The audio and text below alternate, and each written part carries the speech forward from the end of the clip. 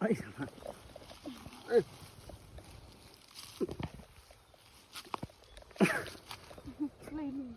सक्दिनँ बाबा म सक्दिनँ कसम म सक्दिनँ यार आउनु आउ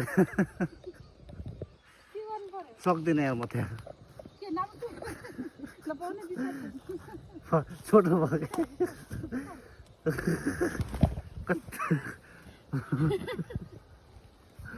क्या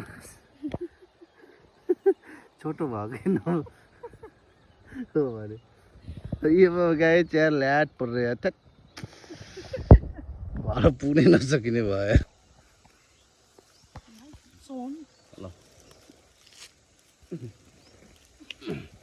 ल ल बाबा